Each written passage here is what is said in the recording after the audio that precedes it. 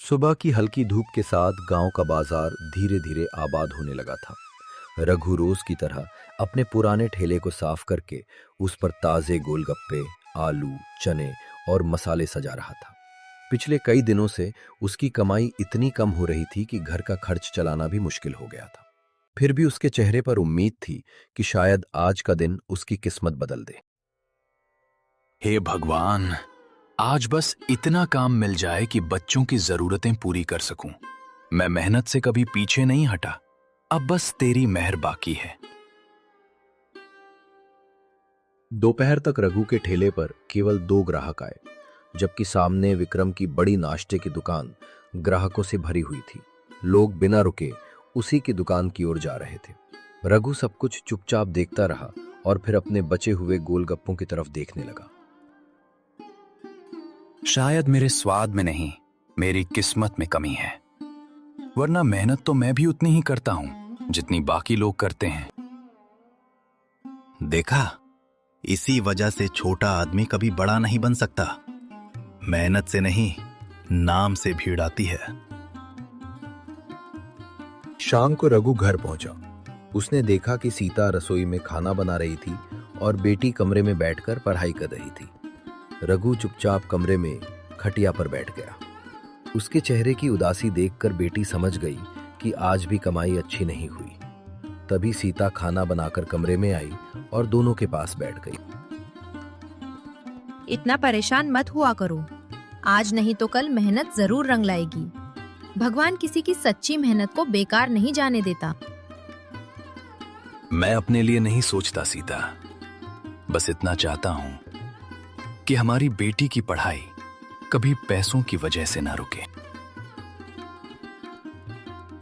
रात को रघु पुराने संदूक से अपने दादाजी की डायरी निकालता है। उसके पन्नों में अलग अलग मसालों और कुछ खास देसी जड़ी बूटियों से बनी एक अनोखी चटनी की रेसिपी लिखी थी। रघु उसे ध्यान से पढ़ता है और उसकी आंखों में नई उम्मीद जाग उठती है।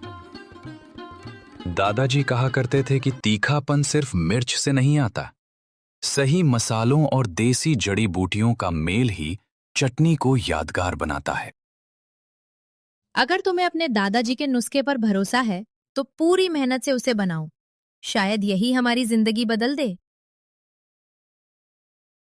अगली सुबह सूरज निकलने से पहले रघु गांव के बाहर जंगल की ओर गया।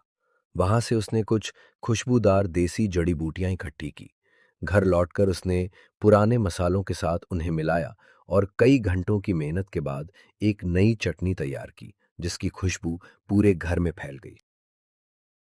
इतनी अलग खुशबू मैंने पहले कभी महसूस नहीं की। लगता है इस बार सच में कुछ खास बनने वाला है। अगर दादाजी का ये नुस्खा सफल हो गया तो हमारी गरीबी भी ज्यादा दिन नहीं टिकेगी। रघु नई चटनी लेकर बाजार पहुंचा। उसके मन में थोड़ा डर भी था और उत्साह भी। उसने तय किया कि जो भी पहला ग्राहक आएगा उसे यही नई चटनी खिलाएगा। कुछ देर बाद एक किसान उसके ठेले पर गोलगप्पे खाने के लिए आ गया। भैया, आज एक नई चटनी बनाई है। अगर स्वाद पसंद ना आए तो पैसे मत देना, बस एक बार चख कर जरूर देखिए। इतना भरोसा है अपने स्वाद पर, तो आज तेरे ही गोलगप्पे खाते हैं। देखते हैं आखिर क्या नया कमाल किया है। किसान ने जैसे ही पहला गोलगप्पा खाया, उसकी आंखों से आंसू निकल आए। आसपास खड़े लोग समझे कि शायद चटनी खराब है, लेकिन अगले ही पल किसान मुस्कुराने लगा और दूसरा गोलगप्पा मांग बैठा। ये देखकर सब हैरान रह गए। अरे रघु, मुंह में आग तो लगी, लेकिन ऐसा स्वाद जिंदगी में पहली बार चखा है। इसमें ऐसी कौन सी चीज मिलाई है? बस कुछ खास देसी जड़ी बूटियां और पुराने मसालों का मेल है। यही मेरे दादाजी की पहचान थी। अब यही मेरी भी पहचान बनेगी। किसान की बात सुनते ही कई लोग रघु के ठेले की ओर आ गए। थोड़ी ही देर में उसके सामने छोटी सी लाइन लग गई। हर कोई उसी नई चटनी वाले गोलगप्पे का स्वाद लेना चाहता था। पहली बार रघु का ठेला लोगों से घिरा हुआ था। रघु, हमारे लिए भी वही स्पेशल चटनी वाले गोलगप्पे बनाओ।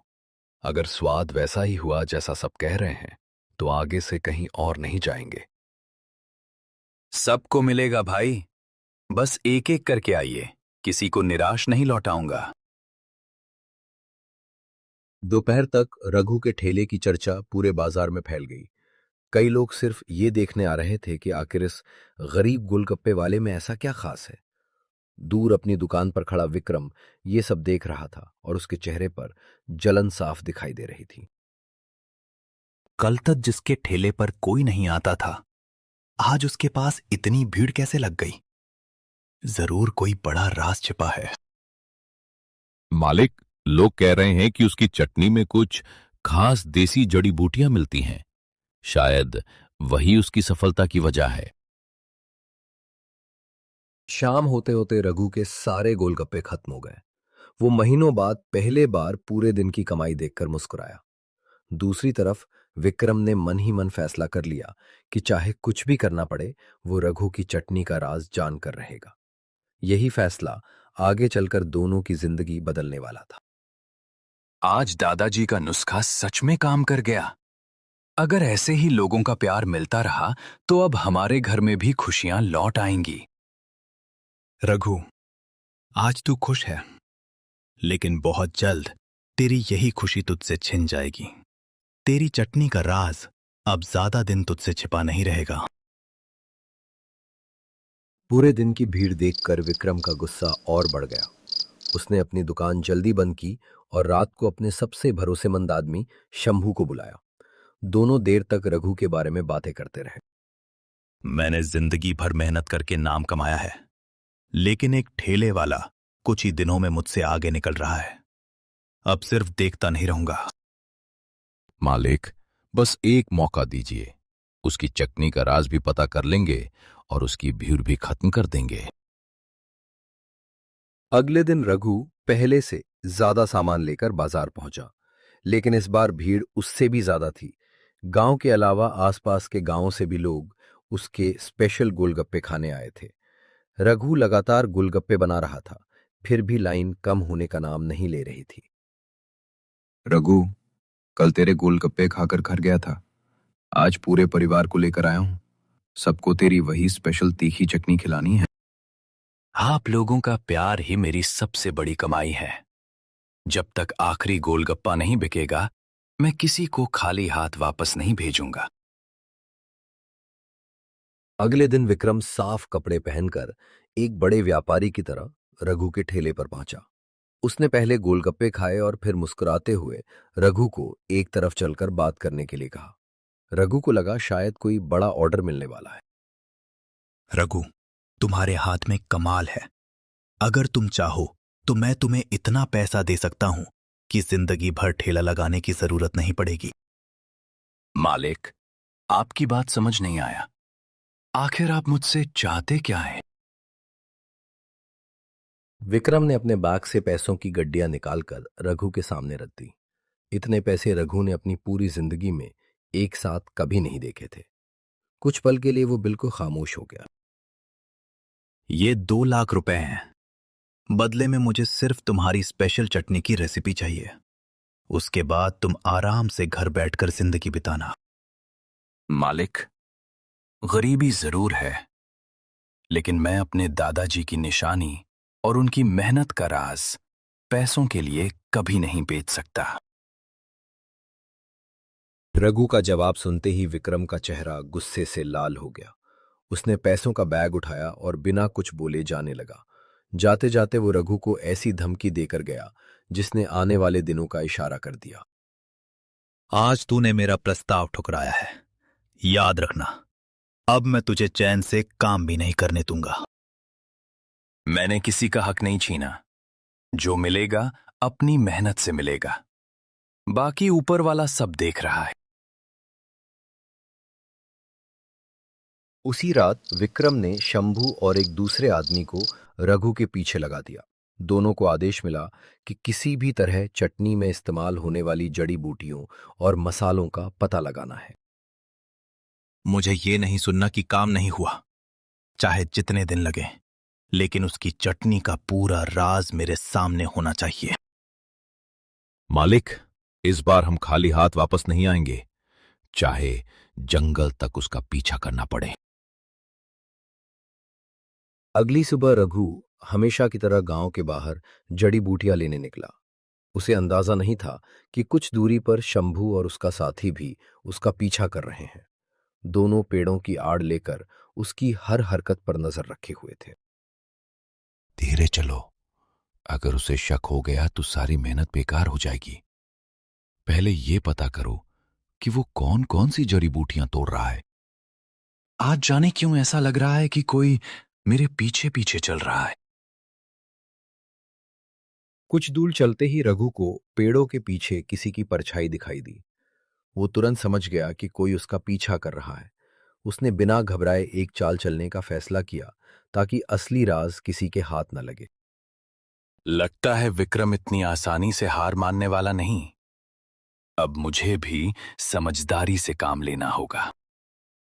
बस ध्यान से देखते रहो, आज इसकी पूरी चटनी का राज हमारे हाथ लग जाएगा। रघु ने जानबूझकर कुछ साधारण पत्तियां तोड़ीं और उन्हें अलग थैले में रख लिया। असली जड़ी बूटियां उसने पहले ही दूसरे छोटे थैले में छिपा दी थीं। दूर से देख रहे शंभू को लगा कि वही साधारण पत्तियां चटनी का सबसे बड़ा राज हैं। देख लिया, यही पत्तियां इसकी चटनी को मशहूर बनाती हैं। अब मालिक बहुत खुश होंगे। कभी कभी अपना राज बचाने के लिए दुश्मन को वही दिखाना पड़ता है जो वो देखना चाहता है। शाम को शंभू साधारण पत्तियां लेकर विक्रम के पास पहुंचा। उसने विश्वास के साथ कहा कि अब रघु की चटनी का पूरा राज उनके हाथ लग चुका है। विक्रम भी खुशी से मुस्कुराने लगा, लेकिन उसे नहीं पता था कि असली खेल तो अभी शुरू हुआ है। मालिक, अब रघु ज्यादा दिन मशहूर नहीं रहेगा। उसकी चटनी का राज हम ले आए हैं। बहुत बढ़िया। अब वही स्वाद बनाकर पूरे गांव को दिखाऊंगा कि असली गोलगप्पे वाला कौन है। अगले ही दिन विक्रम ने शंभू को वही चटनी बनाने का आदेश दिया। शंभू ने साधारण पत्तियों में मसाले और तेज मिर्च मिलाकर कई बार चटनी बनाई, लेकिन हर बार उसका स्वाद और खुशबू अलग ही निकली। तब विक्रम समझ गया कि रघु ने उन्हें जानबूझकर गलत पत्तियां दिखाई थी। शंभू, तुमने बिल्कुल वही पत्तियां डाली थी ना जो रघु जंगल से लाया था। फिर भी स्वाद इतना अलग क्यों है? मालिक, मैंने एक भी चीज कम नहीं की। लगता है रघु ने असली जड़ी बूटियां हमसे छिपा ली थीं और हमें जानबूझकर साधारण पत्तियां दिखा दी। रेसिपी हाथ ना लगने पर विक्रम ने नई चाल चली। उसने शंभू के साथ मिलकर पूरे गांव में ये अफवाह फैलानी शुरू कर दी कि रघु अपनी चटनी में ऐसी जड़ी बूटियां मिलाता है जो लोगों की सेहत के लिए नुकसानदायक हैं। धीरे धीरे लोग तरह तरह की बातें करने लगे। जब रेसिपी नहीं मिली तो उसकी इज्जत ही छीन लेते हैं। लोग डरेंगे तो उसके ठेले पर जाना अपने आप बंद कर देंगे। मालिक, शाम तक पूरा गांव यही बात करेगा कि रघु की चटनी खतरनाक है। अगले दिन रघु हमेशा की तरह अपना ठेला लेकर बाजार पहुंचा, लेकिन आज उसके ठेले के सामने कोई भी नहीं रुका। लोग दूर खड़े होकर आपस में फुसफुसा रहे थे। रघु समझ नहीं पा रहा था कि एक ही रात में लोगों का व्यवहार अचानक इतना क्यों बदल गया। भाइयों, कल तक तो आप लोग मेरे गोलगप्पों के लिए लाइन लगाकर खड़े रहते थे। आज अचानक ऐसा क्या हो गया कि कोई मेरे ठेले के पास भी नहीं आ रहा? रघु, पूरे गांव में यही बात फैल रही है कि तुम अपनी चटनी में ऐसी जड़ी बूटियां मिलाते हो जो लोगों की सेहत के लिए नुकसानदायक है। जब तक सच सामने नहीं आता, हमें लगता है इस बात की शिकायत ग्राम प्रधान से करनी चाहिए। कुछ ही देर में गांव की चौपाल पर ग्राम प्रधान और गांव के बुजुर्ग इकट्ठा हो गए। गांव वालों ने रघु के खिलाफ फैली अफवाहों की बात प्रधान को बताई। थोड़ी देर बाद रघु को भी चौपाल पर बुला लिया गया। प्रधान ने दोनों पक्षों की बातें ध्यान से सुनी और बिना जांच किसी भी नतीजे पर पहुंचने से साफ इनकार कर दिया। हमारे गांव में किसी को सिर्फ अफवाहों के आधार पर दोषी नहीं ठहराया जाएगा। पहले पूरी जांच होगी, उसके बाद ही फैसला सुनाया जाएगा। प्रधान जी, मुझे अपनी मेहनत और ईमानदारी पर पूरा भरोसा है। मैं पूरे गांव के सामने अपनी चटनी बनाकर दिखाने को तैयार हूं। अगले दिन चौपाल पर पूरा गांव जमा हो गया। रघु अपने मसाले और खास देसी जड़ी बूटियां लेकर आया। उसने सभी के सामने चटनी बनानी शुरू की। गांव वाले उसकी हर चीज ध्यान से देख रहे थे। ये वही मसाले और जड़ी बूटियां हैं जो मेरे दादाजी इस्तेमाल करते थे। इनमें कोई मिलावट या नुकसान करने वाली चीज नहीं है। आज सब लोग ध्यान से देख लें ताकि बाद में किसी को कोई शक न रहे। चटनी तैयार होने के बाद ग्राम प्रधान, गांव के बुजुर्ग और कई गांव वालों ने खुद गोलगप्पे खाकर देखे। सभी ने माना कि चटनी स्वादिष्ट, ताजी और पूरी तरह शुद्ध है। अब लोगों के मन से डर धीरे धीरे खत्म होने लगा। इस चटनी में तो कोई खराब चीज नहीं है। इसकी खुशबू और स्वाद दोनों बिल्कुल स्वाभाविक है। अब साफ है कि किसी ने झूठी अफवाह फैलाकर रघु को बदनाम करने की कोशिश की है। तभी भीड़ में खड़ा एक छोटा लड़का हिम्मत करके आगे आया। उसने बताया कि उसने 2 दिन पहले विक्रम और शंभू को रघु के बारे में झूठी बातें फैलाने की योजना बनाते हुए सुना था। पूरे चौपाल में सन्नाटा छा गया। प्रधान जी, मैंने अपनी आंखों से देखा था। विक्रम और शंभू कह रहे थे कि अगर लोग डर गए तो रघु का ठेला अपने आप बंद हो जाएगा। ये बच्चा झूठ बोल रहा है। इसकी बातों पर भरोसा मत कीजिए। ग्राम प्रधान ने तुरंत शंभू को आगे बुलाया। पहले तो वो चुप रहा, लेकिन जब गांव के बुजुर्गों ने सख्ती से पूछताछ की तो उसका डर टूट गया और उसने सारी सच्चाई सबके सामने बता दी। प्रधान जी, गलती मेरी भी है। मालिक के कहने पर मैंने ही पूरे गांव में झूठी अफवाह फैलाई थी। रघु की चटनी में कोई खराब चीज नहीं है। झूठ कितनी भी चालाकी से बोला जाए, लेकिन एक ना एक दिन उसकी परतें जरूर खुल जाती हैं। शंभू की बात सुनते ही विक्रम का सिर शर्म से झुक गया। पूरे गांव के सामने उसने अपनी गलती स्वीकार कर ली। गांव वालों को समझ आ गया कि रघु को सिर्फ जलन की वजह से बदनाम किया गया था। मुझे माफ कर दो। मैं रघु की बढ़ती सफलता से जलने लगा था। उसी जलन ने मुझसे ये बड़ी गलती करवा दी। दूसरे की मेहनत छीनने से कभी सम्मान नहीं मिलता। मेहनत का रास्ता कठिन जरूर है, लेकिन मंजिल हमेशा उसी को मिलती है। ग्राम प्रधान ने पूरे गांव के सामने रघु को निर्दोष घोषित किया। गांव वालों ने तालियां बजाकर उसका सम्मान किया और फिर से उसके ठेले पर भीड़ लगने लगी।